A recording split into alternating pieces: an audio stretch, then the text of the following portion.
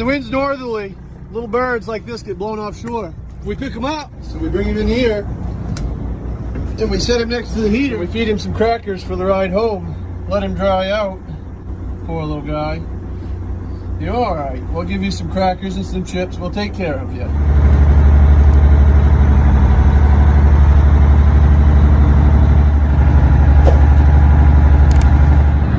Buddy got a new seat.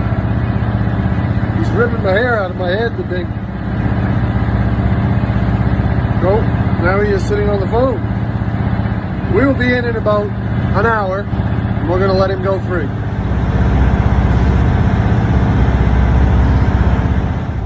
Little guy's pretty excited to see land. Here he goes.